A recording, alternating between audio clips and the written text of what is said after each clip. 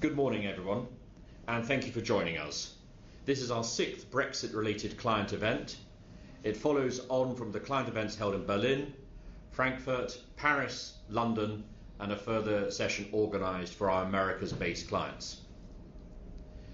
This morning, I'm informed that we're expecting over 1,000 client attendees, together with a substantial number of White Case's own lawyers attending. Brexit is all-encompassing as an issue here in the UK, and the implications of Brexit for the broader EU, and indeed outside the EU, is becoming a truly hot topic. Unsurprisingly, perhaps, therefore, we've been receiving a substantial number of post-Brexit inquiries. The purpose of today's presentation and panel is to cover some of the more salient points and build on the Brexit checklist and the context of our prior Brexit-related client sessions. I've been asked to cover a few housekeeping points. We will be having a 20-minute Q&A at the end. You can submit questions electronically via the web link at any time, and we will try and cover off as many questions as time allows. I will act as question master at the end.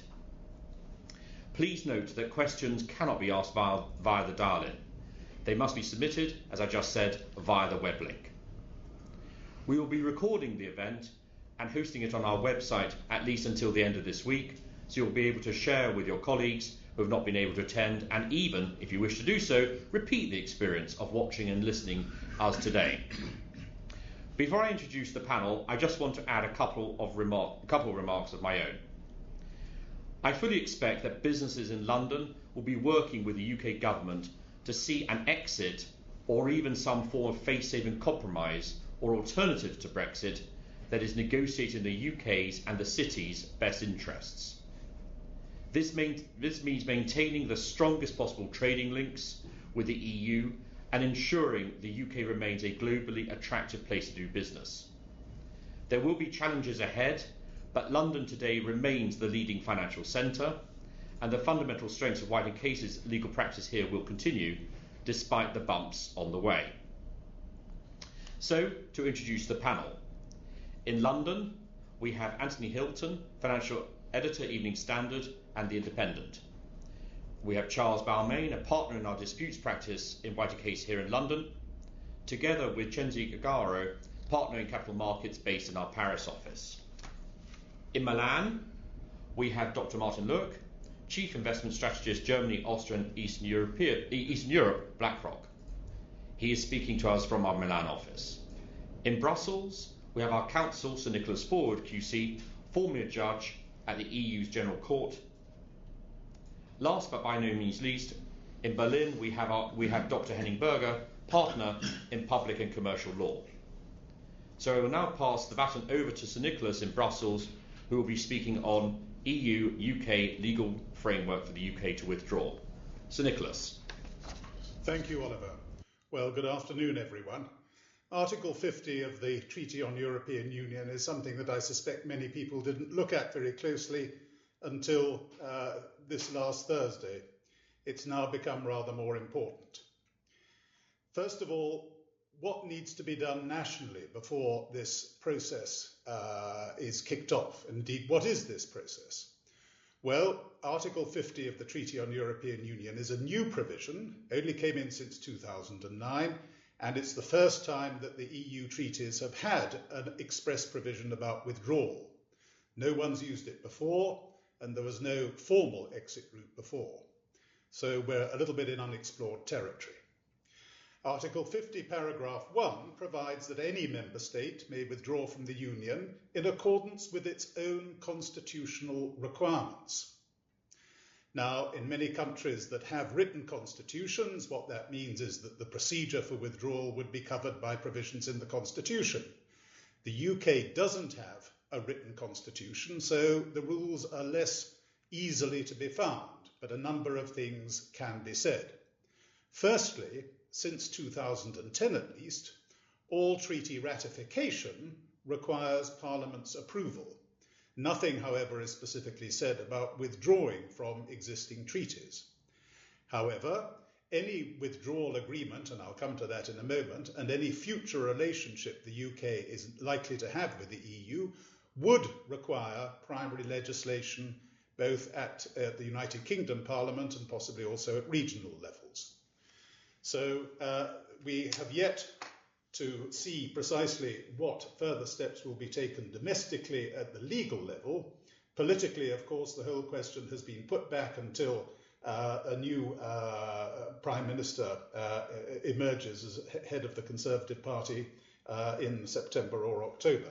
Can I just quickly run then through the procedure? Once a member state decides to withdraw and notifies its withdrawal or intention to withdraw, then the Union shall negotiate and conclude an agreement with that state, setting out the arrangements for its withdrawal and taking account of the framework for its future relationship with the Union. The important point to note there is that the withdrawal agreement, that's the agreement that is to be negotiated under this paragraph, is not the agreement that defines the new relationship. That will have to be negotiated separately. What that then means is that there will be potentially, once the Article 50 notice is given, a twin track for negotiations, one towards the withdrawal agreement and the other for defining the new relationship. But those two negotiations will have different dynamics depending on what that new relationship is to be. Is it to be like Norway, a member of the European Economic Area and EFTA? Is it going to be a free trade agreement like that with Canada or Mexico and so on? None of that has yet been decided, and indeed there are quite strong arguments, at least at the political level, that the whole process should not be started, the Article 50 notification, until at least some decision has been taken in that direction. The next issue is what sort of issues will be covered by the withdrawal agreement.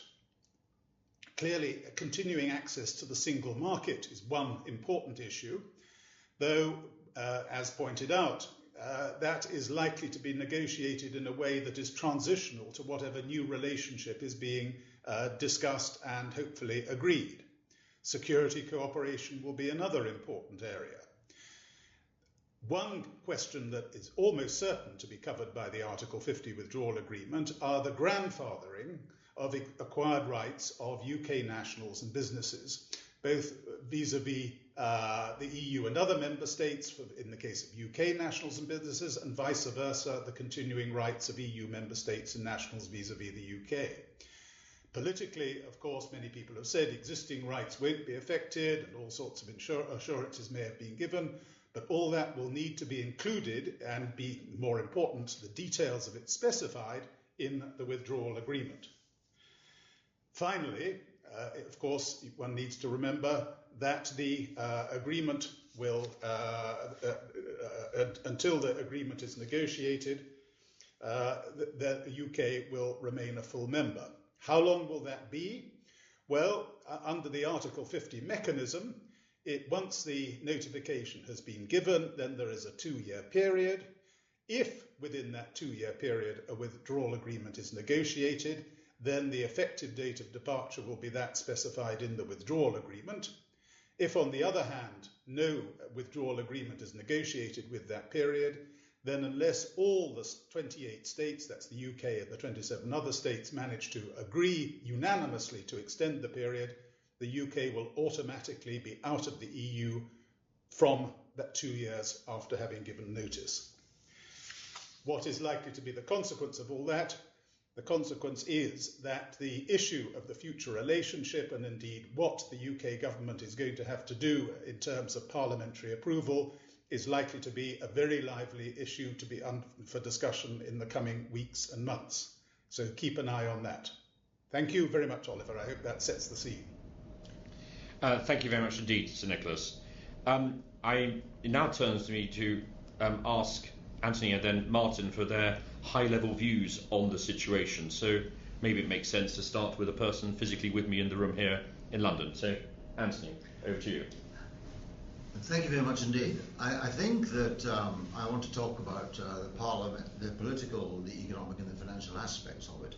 But I think first of all the political, because it's very much the politics which is driving this story forward at the moment. And I think the first thing I want to stress is that and this may not be clear to people who don't understand the intricacies of the UK Constitution, but the referendum is in fact advisory, not binding. So the fact that the public at large have voted for us to leave the EU does not mean that we actually have to do it, or indeed that Parliament has to comply. Clearly there's a lot of pressure on Parliament to comply, but it isn't actually compulsory. So the issue becomes, how does the UK handle this? How does Parliament handle this? And how does Parliament gradually get back in control of the process that we are possibly going to embark on? The second point, and one that Nicolas just mentioned, is that we are in a degree of limbo because we need a new Prime Minister. The process for this actually has been announced, and nominations for the new Prime Minister will close this Thursday, June the 30th. Depending on how many there are then a series of votes within the Conservative Party in Parliament to whittle the number of candidates down to 2. When you get to 2 candidates, then the vote is put out to the membership of the Conservative Party in the country, of which there are 150,000 roughly, and that's a postal vote. So we would expect that in late July or August, with the actual result no later than September the 2nd. So we would expect a new Prime Minister by September the 2nd, according to those who have already announced the timetable for it. Who that might be is anybody's guess, but obviously Boris Johnson is the one that they have to stop, and it would be a surprise, I think, if he did not get it. The third point is, there's been quite a lot of talk about there being a general election in the UK, as and when the new Prime Minister is announced, to give the new Prime Minister, if you like, a popular mandate. But I don't think this will happen, because it's actually quite difficult to engineer. We now have a 5-year Parliament Act, which means that it is not in the gift of the Prime Minister to decide when there is going to be an election. You can only have an election within the 5-year period now, provided, well, 2 things. First of all, either 2/3 of all the MPs, members of the House of Commons rather, want it. Or secondly, if there's a vote of no confidence in the government, and the government then cannot reform the government to take the administration forward within a 2-week period. Now, I don't think there'll be an election, because the Labour Party in particular is in no position to fight one. Its leadership is in turmoil. We don't know who the leader will be. Whomever that might be would want time to establish themselves.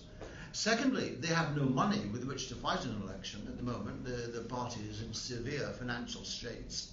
And thirdly, I doubt they want to inherit this mess, that were they to win, they would then, as it were, take on the mantle of having to take this forward. So they are far more likely politically to rather enjoy the discomfiture of the Conservative government in moving this forward. So I don't think there will be an election, although there's a lot of talk about it. What I think we will get once the new Prime Minister is in place is some kind of political process which will, as it were, map out how we are going to proceed. This could be a select committee of the House, probably a select committee that will include many of the Leave camp who are not in Parliament, which one can bring in by ennobling them, making them members of the House of Lords, to bring them into the group, so that they would have to take ownership of the process. And that, being a committee of Parliament, would then allow Parliament to discuss their findings and put Parliament, as it were, back in control of the process at an early stage. The alternative, of course, is for the Prime Minister simply to invoke Article 50, but if he did this, I suspect there would be a legal challenge, because, in a way, it subverts the will of Parliament, because it ultimately could prevent or present Parliament with a fait accompli, which would not actually comply with even our unwritten UK constitution. So there's all to play for in the politics, but the mood in the politics at the moment seems to be to try to find some way to minimise the disruption resulting from this process rather than maximise it. There are still, obviously, some who do want to maximise the disruption and have the maximum possible separation, but that does not seem to be the mood of most of those who are involved and have to take it forward. So, moving on to the economic aspects, I think clearly for the UK, the short-term economic prognosis is not good. The uncertainty, if nothing else, is going to mean that UK growth for the rest of this year is liable to be feeble or possibly even negative. Loss of confidence, loss of investment, and general marking time as people wait to hear what happens. I think the bigger issue, however, is what happens within the EU, because it's important, I think, that this loss of confidence and disruption does not destabilise the EU at a higher level, because that would be far more important than what happens to the UK. So I think it's very important that throughout the EU, people take their cue from Angela Merkel in doing nothing impetuous, in playing it along, in waiting to see what happens. I think that the more intemperate actions or sudden actions there are, the more likely it is that things would run out of control. On the financial front and regarding firms in the city, then clearly we are in for an extremely difficult period. Nothing in theory will happen for 2 years, even on the fastest timetable, because we will be a full member, but nobody could expect any financial firms to wait for 2 years while this happens. And the great risk, of course, is that they lose their passport or generally lose access to the EU, and it makes it, if not impossible, certainly much harder for them to do business, much more costly to do business, and everything that flows from that. So the if you like, 3 big uncertainties. One, of course, is it may not happen at all, or the deal that is put in place allows continued access for the financial sector to the EU, although it's at the moment difficult to see how that could be structured within the existing frameworks. The second possibility is that it would be tempered by some form of recognition of UK-based financial firms under perhaps the MIFIR legislation, which is coming through in the next couple of years. And the third possibility, of course, is that firms can incorporate within the EU and then possibly buy in their services from London, but from, as it were, within the EU as a way of going forward. But to be quite honest, we need to know much more before we can find out which of those is likely to be the case. So finally, in the longer term, what does it all mean? Well, I think at best it means for the UK a loss of business in the financial sector. There must be migration to Dublin, to Luxembourg, to Frankfurt, to Paris of different firms. It is, I think, naive to say that this shock is going to pass without the UK or many of the overseas firms in the UK relocating at least part of their workforce to the EU. Within the UK, that will probably mean a rebalancing of the UK economy away from finance and some kind of less division, if you like, between London and the rest of the country. But that, if you like, is the best possible option. I think the worst possible option, or the worst outcome, rather, is a serious loss of scale in the London financial sector. That the loss of EU business is such that it actually precipitates a major move away. And that in turn will undermine London's international appeal, and that would lead to a serious break on the UK economy, and possibly the loss of the United Kingdom with the potential departure of Scotland and Northern Ireland from the Union.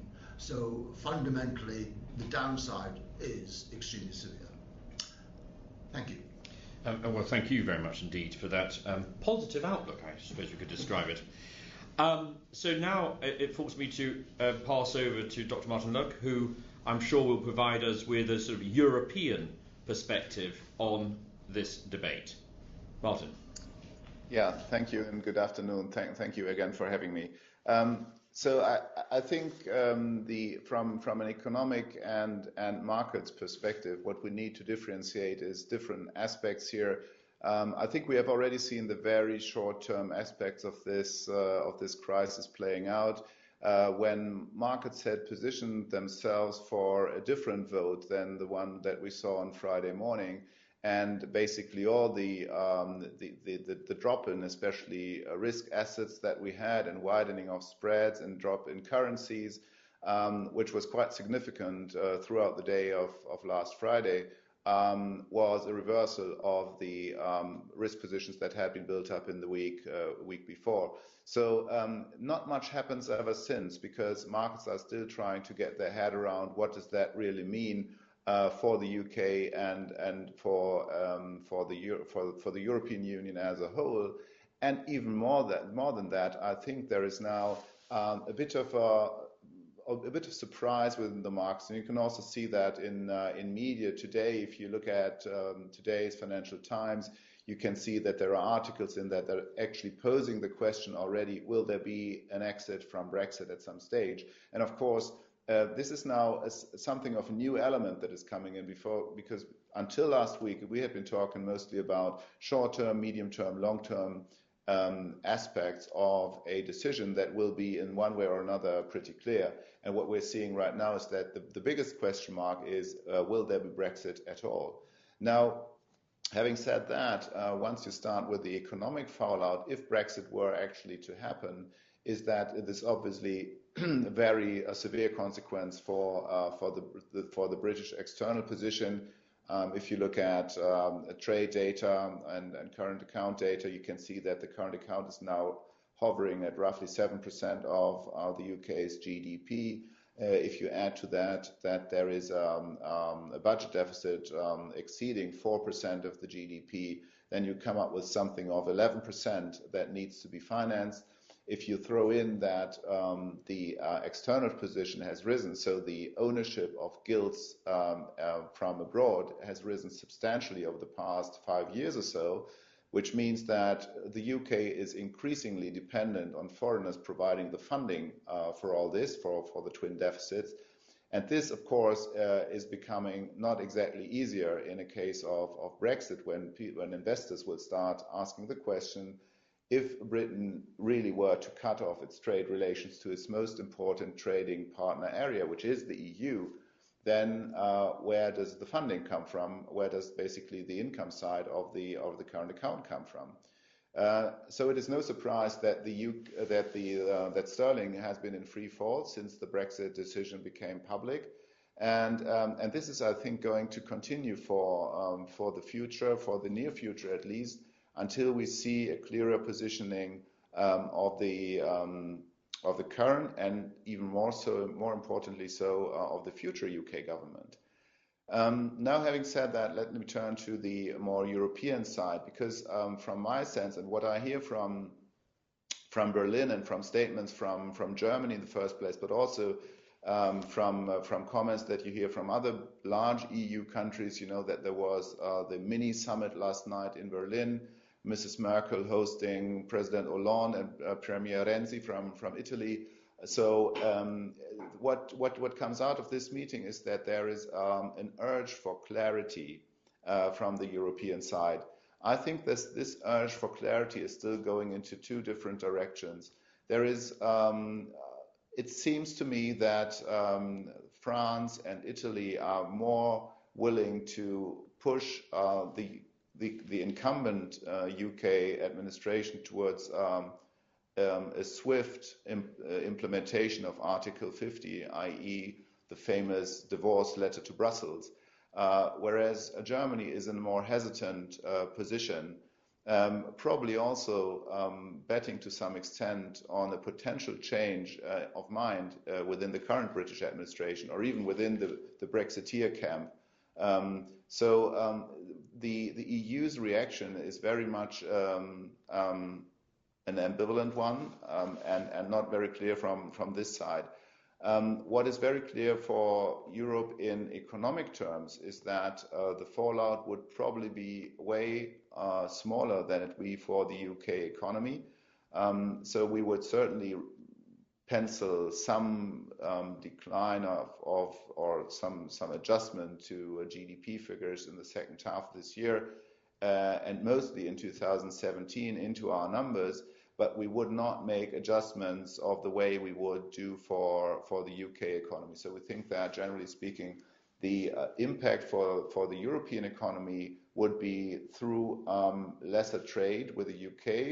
The UK is one of the 5 largest trade partners, especially in goods, for the German economy and for some of the other large economies in continental Europe as well. But the biggest fallout would certainly come through a worsening of economic sentiment. You know that we have been in a period where investors have been, especially when it comes to fixed investment, many companies have been in a very hesitant mode when it comes to increasing their spending in continental Europe. And this would probably mean even a reinforcement of this hesitation. So we would expect the fallout in the economic fallout in continental Europe to be in the big risk coming from projected uncertainty. And this is also the reason why the 3 heads of state that were meeting in Berlin last night were urging the UK government for clarity. It is often repeated and often said that uncertainty is the biggest enemy, both to capital markets, obviously, and also to economic sentiment. And that definitely holds true when such an important event comes around. So I think one way or another, we will need certainty from the British stance at that stage. Now, I think there is one thing that needs to be clarified, and I think this is actually taking place right now when Mr. Cameron is meeting his colleagues in Brussels, that there are 2 different ways of understanding the way that the UK government needs to proceed now. Because I think that Mr. Cameron, and as my understanding is that the UK government is expecting the EU to be ready, especially Germany, France, Italy, and others to be ready to start negotiating on the back of the result from the EU referendum in the UK. Whereas I think the European position is that no negotiations will take place or even need to take place before the current or future UK government sends the letter to Brussels, i.e. activates Article 50 of the EU treaty. And I think this is a big misunderstanding between the 2 sides that now needs to be clarified before we can even interpret further potential market reactions and, at a later stage, the economic fallout from all this. So bottom line, there is a lot of uncertainty. There is probably too much uncertainty to make a clear statement about at least the medium and then certainly the longer term implications of all that. I would like to leave it here. Thank you. Thank you very much indeed, Dr. Martin.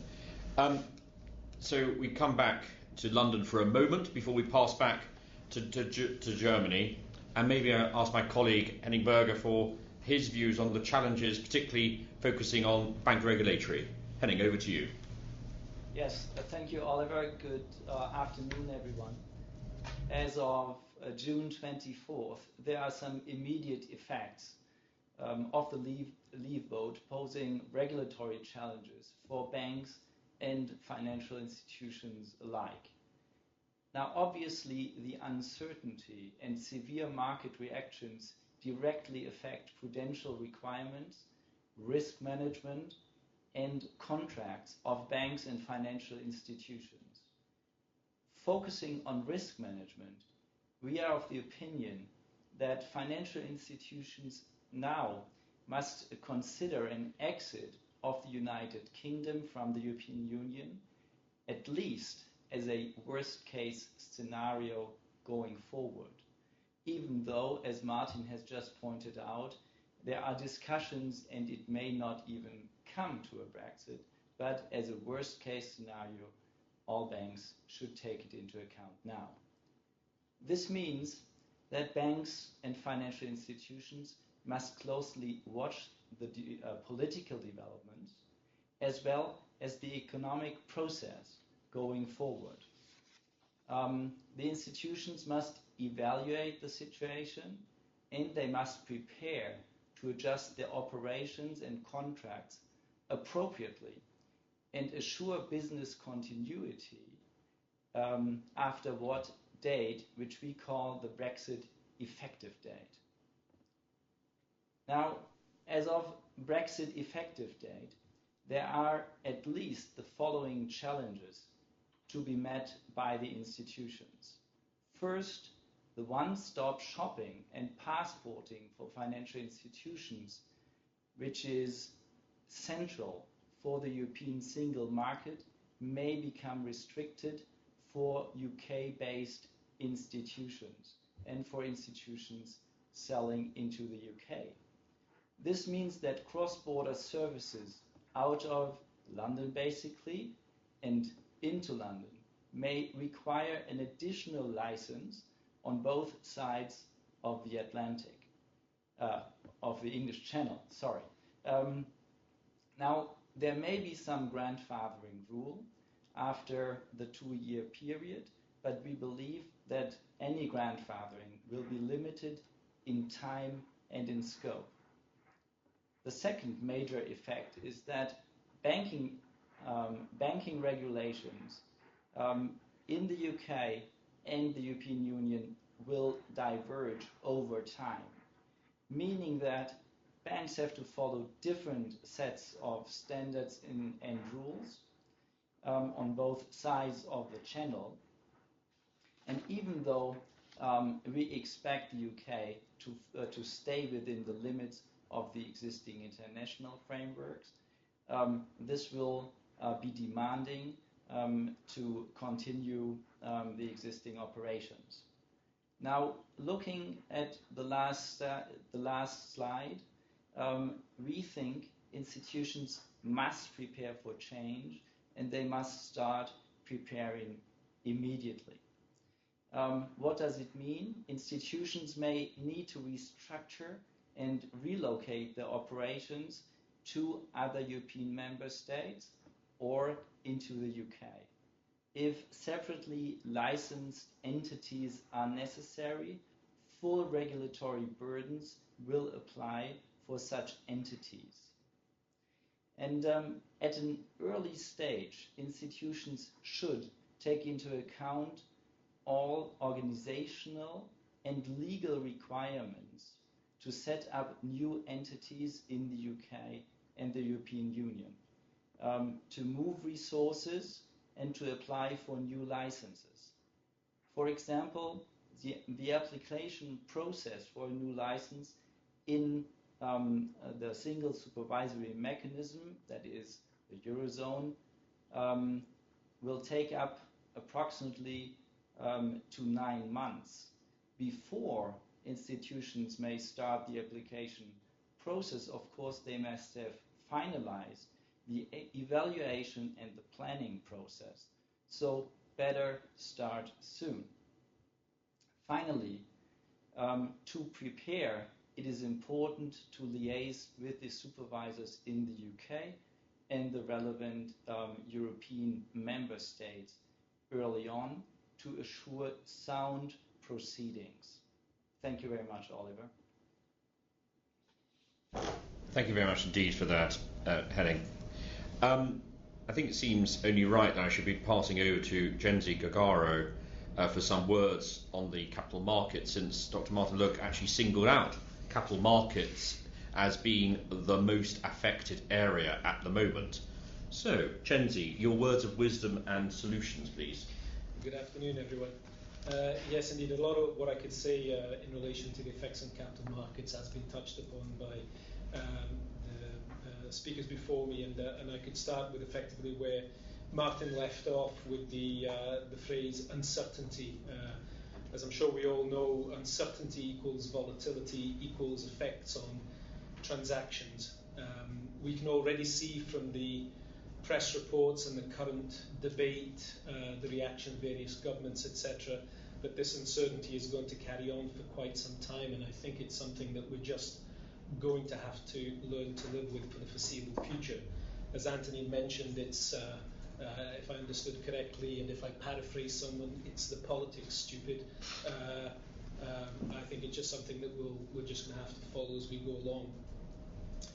As most of you know, I'm sure, the EU capital markets are currently very dependent on the single market uniform rule passporting structure that's been developed over a number of years.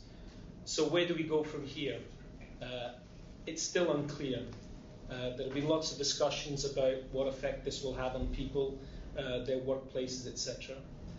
The main thing to bear in mind, I'd just like to make clear at this stage, is that all the current rules remain in place, so that all the market participants, many of you who are probably on this call, the bankers, analysts, fund managers, insurers, etc., who rely on the current EU passporting rules to carry out their activities throughout the EU, wherever you're based, London or elsewhere, remain in place. So you can still carry on these activities, the underwriting, the investment advice, the asset management advice, etc., from London.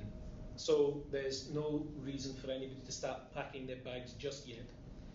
But it does mean that you're going to have to start thinking strategically about where we might be in the next couple of years, in order that you can start making whatever decisions you think need to be made for your businesses. No one in their right mind imagines that the UK or any current or any future UK government does not appreciate the importance of London as one of the preeminent global markets and the main global market in the EU. And we can be sure that they will do everything they possibly can to ensure that that continues, and in order to convince you that you can carry on doing your business from London in a satisfactory manner. But so as the UK possibly steps out of the EU, we can expect some kind of equivalence regime, whatever form that takes, but that needs to be sold to the EU, to the rest of the EU, and there's a risk that the participants, all of us, are somehow a hostage to fortune as that process is carried on. The current rules remain in place until the end of the 2-year Article 50 procedure that we've heard about, but we don't know when that'll start. But it may be too dangerous, as Henning mentioned a moment ago, about leaving it too long before any possible exit strategies need to be activated if banks are not convinced that remaining in London is a viable option. There's a lot of lead time. Firms need to relocate small armies of people, and that is not done overnight. And the risk is that we'll be all faced with these rumours and counter-rumours as the debate carries on. And I think it's only fair to say, as Anthony mentioned again, other financial centres in the EU will carry on trying to attract business. One final point, leaving aside the volatility and assuming that you can get deals off the ground, the general documentation that we would use for capital markets transactions remain largely in the same way that we would do in the prospectus underwriting agreements. I think we need to start thinking about whether there are any Brexit consequences that might need to be factored in. But I think that's a very complex task given the uncertainty of the situation. And I would just leave you with the one thought and challenge, which is that if you do decide to do a deal, do you just try and price in the risk and leave it at that? Thank you. Thank you very much indeed, Cenzi. I will now just pass over to my fellow London-based partner, Charles Balmain, to talk through a few issues on the litigation and contract drafting side of things, particularly focusing on material adverse change and other issues on existing contractual commitments. Thanks, Oliver. Thank you. And just picking up where Cenzi left off, what's clear and the theme that comes through is that parties need to be prepared for change, and it's quite clear that the Brexit vote and its consequences could impact upon existing contracts, whether that's a long-term commercial contract, a loan, or even transactional documentation. So one question we have been asked is whether the vote could trigger a material adverse effect, or MAC clause, such as one might find as an event of default in a loan, or maybe as a representation in an SPA. So there's no single one-fits-all answer to this. It's going to require a case-by-case analysis. And certainly looking at a market standard business MAC, it won't currently provide for a Brexit vote to be a trigger. So instead it's likely to be triggered where there's been a material adverse effect on the borrower, or the target as it may be, on their financial condition or prospects. And typically this is a high threshold which requires a degree of permanence to the change in circumstances which has occurred. So as a general proposition, it's hard to see the vote itself tripping a MAC clause, but in due course the potential consequences of the vote could potentially trigger a MAC with respect to a particular entity. It's a highly subjective analysis. And one thing that's important, I think, to bear in mind in this is that counterparties are often very reluctant to invoke MAC clauses precisely because of the fact dependency and subjectivity, and in particular the consequences of getting it wrong. For example, most obviously, as a counterparty, you potentially expose yourself to a claim for damages for wrongful termination. So typically it will only be relied upon as a last resort. So other potential concepts which may be relevant include force majeure and legal frustration, and of these I would suggest that perhaps frustration is the most relevant. And under English law, and there are similar concepts in other legal systems, a contract may be frustrated where its performance becomes impossible or is fundamentally altered by a radical change in circumstances. In theory, that could be caused by a change in law, for example, which completely blocks off access to the single market, but it's going to be a relatively high and extreme change of circumstances which would be required successfully to invoke that concept. Brexit also throws up various interpretation issues in relation to contracts. For example, you can imagine you might have a contract which is defined by reference to the EU as a territory or EU laws, or which confers pan-European EU IP rights. And under English law, a contract will be interpreted by reference to the factual background which existed at the time the contract was concluded. Now, 12 months ago, would counterparties have contemplated Brexit as a possibility? Maybe, but possibly not. Would they today? Certainly. And so, to Cenzi's point, I think counterparties need to consider now and be prepared for regulating for the possibility of Brexit in their contracts going forwards. Looking at some other issues which Brexit potentially throws up, one point to make is, of course, that currently English law is a very popular choice for cross-border contracts. So will an express choice of English law continue to be respected going forwards? Well, starting with the EU courts, the existing regime is contained within Rome I and Rome II regulations applicable to contractual and non-contractual obligations. And the starting point under those regulations is that member state courts should respect a party's choice of law. So we would expect English law to be applied by member states, even though post-Brexit the UK would no longer be a member of the EU. Similarly, for obvious reasons, we would expect the English courts to respect a choice of English law. When it comes to jurisdiction, we would obviously expect the English courts to maintain an express choice of submission of jurisdiction to the High Court. And the position with respect to other member states, or the remaining member states, may be less clear. And that will turn largely on whether the UK signs up, for example, to a successor regime to the existing regime contained in the Brussels regulation. So, for example, Norway and Switzerland and Iceland are members of the Lugano Convention, which essentially contains effectively the same jurisdictional regime as applies across the EU. One possibility is that we could sign up to that. If not, then the position would be regulated by individual member states, and there would certainly be a risk of increased parallel proceedings and jurisdictional battles arising. Finally, on this point, just touching on enforcement, again, currently across the EU we have the Brussels regulation, which provides for the automatic and reciprocal enforcement of member state courts' judgments. The position could become more onerous and uncertain post-Brexit. Final point to touch on, just in relation to English contract law as a system of laws.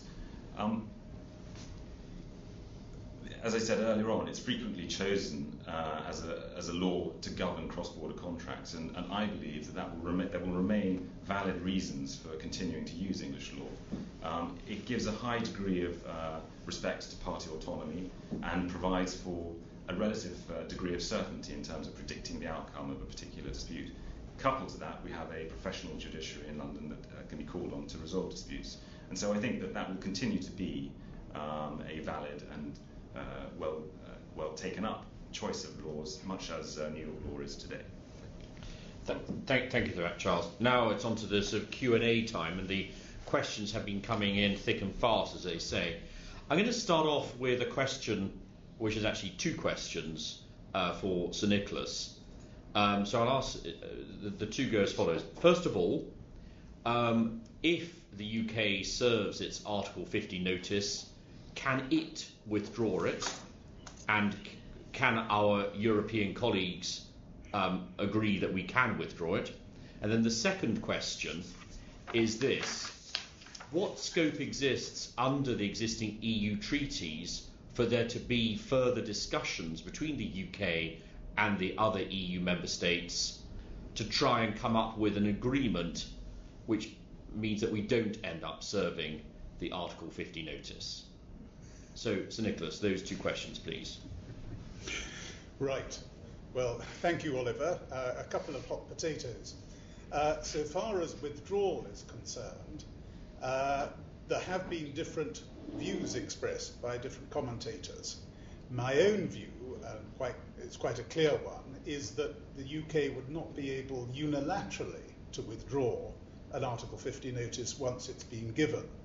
And a simple reason for explaining that is, as you know, there is a provision that the 2-year period will expire at the end of the 2 years and end British presence unless there's a withdrawal agreement or unless the period is extended by unanimous agreement of all 28 states. Now, if the UK were able unilaterally to withdraw its withdrawal and then reserve the notice, it could effectively gain another 2 years and start the whole process again. It must be remembered that this provision was drafted, Article 50 was drafted to make it very difficult for departing states and to create real pressure on them.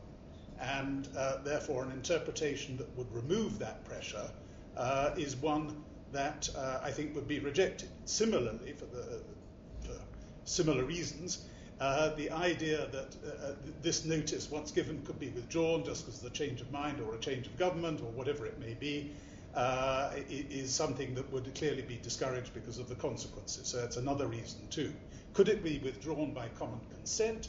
There's no express provision in the treaties, but if all the member states were agreed, yes, and I'm sure the Council Legal Service would have no difficulty finding a legal mechanism to produce that result. So that's that side of it. So far as the other side is concerned, there's no reason in principle, as far as legal barriers are concerned, why negotiations could not start now between the EU, or the remaining 27, so to speak, and the UK as to what the shape of a future relationship might be. Politically, however, as you know, Chancellor Merkel has said no, there will be no prior discussions, no negotiations at all, even before the Article 50 notice is served. That, I think, is intended to help concentrate the minds. Whether it's a useful one at this time is a matter on which people's views will differ. But there's no legal reason for that. It's perfectly possible for negotiations, particularly at the informal level, which is what it would have to be initially, could not start now. Thank you for that. Another question maybe, which I'm going to put to both Martin and to Anthony, and concerns this. What role do you think the contagion of Euroscepticism will have in terms of determining the future negotiations between us and the EU at a political level? Do, for example, the Germans fear the contagion of Euroscepticism, other parties jumping on board?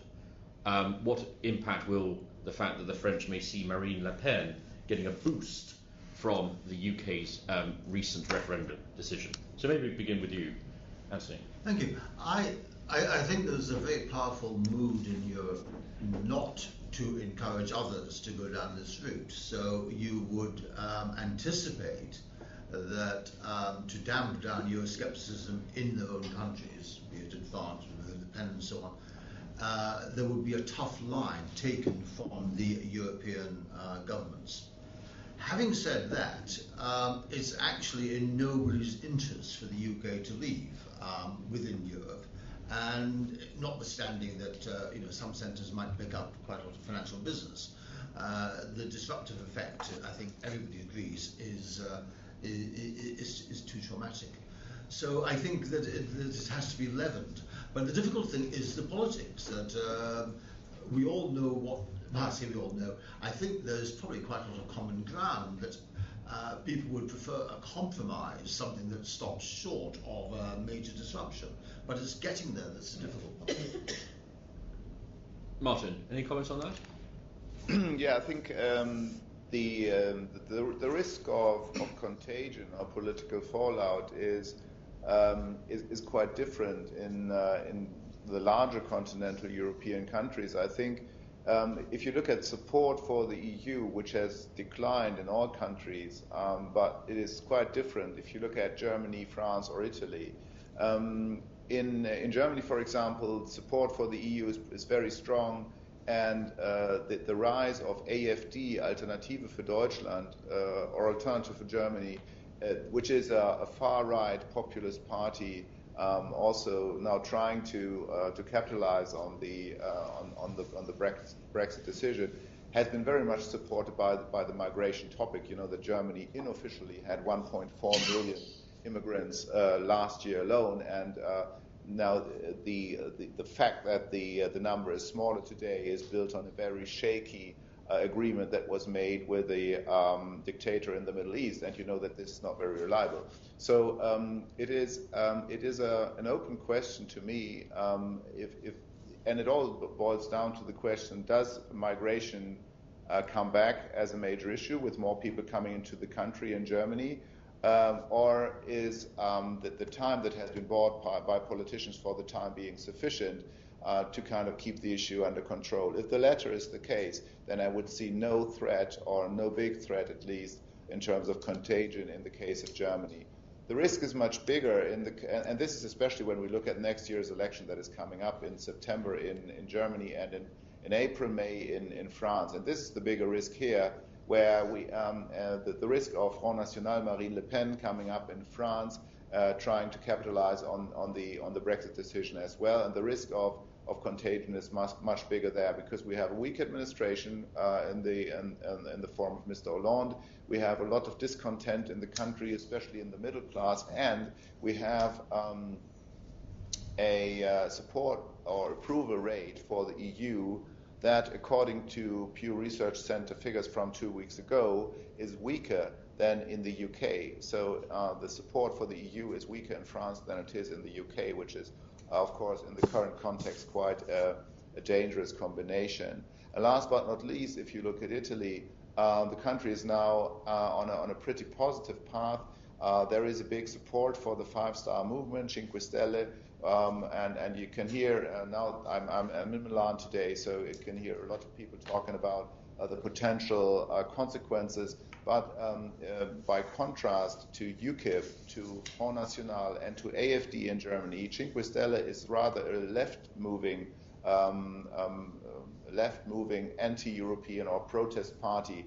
So the risk of this party capitalizing on and benefiting from the Brexit result is much lower, again, simply because the party is standing on the other side of the political spectrum. So I would see much lesser political fallout in Italy as well. So the biggest risk, to rank the countries here, is probably the biggest risk of contagion is in France, certainly. The second biggest might be in Germany, depending on the migration issue. And amongst the largest continental European countries, the smallest risk probably in Italy at this stage. Thank you for that. Cenzi, quick question for you has come in. Have you seen any immediate impact of Brexit in terms of drafting on your capital markets documents? And I suppose as a subset of that, do you see impact on how you'll be advising clients to structure deals going forward? I think it's still early days in terms of the general content of capital markets transactions. I think the kind of things that we would be thinking about immediately for a securities offering is perhaps introducing some kind of risk factor about Brexit, but it being understood that at this stage it's still uncertain, that we would have, it would only be couched in very general terms. Beyond that, for the general capital markets transaction, I think that it was the question I ended off with in my talk, which is really just whether or not, if the deal is strong enough to get off on its own, or whether it needs some kind of protection, some kind of rating trigger perhaps, if Brexit, and what do we mean by Brexit now? The referendum has taken place. Is it the notice going in or whatever, some kind of next level threshold that might serve as a reason to either terminate a deal or possibly to increase an interest rate or something like that that the parties might want to put in. I think that's something there, and I think it's still an open question. In terms of a very technical one, which is quite interesting, and I think might I'm sure would be understood by many of the listeners today, is in relation to regulatory capital bail-in. As many people will know, that if we're banks who want to take advantage of new instruments that count as regulatory capital, there is a particular type of additional drafting that needs to go into deals which are not governed by a law of the EU. We've seen that in a number of deals that have been subject to New York law, Japanese law, whatever. This is not a problem of English law per se, it's just simply a consequential. As we speak today, the UK is still part of the EU, so English law is still part of an EU law. But if we have to think ahead, should we be thinking of introducing this additional language that normally we wouldn't need otherwise? Thank you. To prove the diversity of the questions being asked, two questions really for you, Anthony. Implications for Scotland and implications for Northern Ireland in 2 minutes. In 2 minutes. Well, Scotland, I think, the EU, or membership of the EU, is a very integral part of the drive for Scottish nationalism, because EU membership gives credibility to small countries. That kind of umbrella framework. Scotland on its own, not as a member of the EU, would look a pretty lonely place. So I think that is important. If the UK does severely sever ties with the EU, then and if the oil price stays up above $50 or $60, then I think there's a very strong possibility that the Scots would get a vote and leave. If the UK does a kind of Norway solution, if you like, a soft exit, then I think the pressure for the Scots to leave will be significantly less. But one does feel if there was a vote tomorrow, then they would certainly leave. That's certainly the mood. There's a lot of anger up there. Northern Ireland is different. I think the problem with Northern Ireland is a common border with the South, and the idea that that border is going to be resealed is, I think, potentially very toxic and destabilising politically, given the long history of trouble in Northern Ireland. One solution I heard was that they would leave that border open, but as it were, create the border around the island, so that it was everything into Northern Ireland and out that would be the border, rather than trying to separate Northern Ireland from the south. But were you to do that, you're really pushing the north and south together. And I think that this could be, in fact, the catalyst for a united Ireland, with the north joining with the south. Albeit there is still, obviously, a huge legacy of opposition to that in the traditional, strongly Protestant communities in the north.